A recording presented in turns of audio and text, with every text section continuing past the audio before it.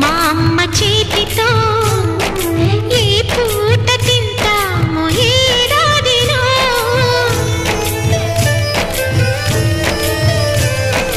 చక్కగా మా నాన్న పక్కగా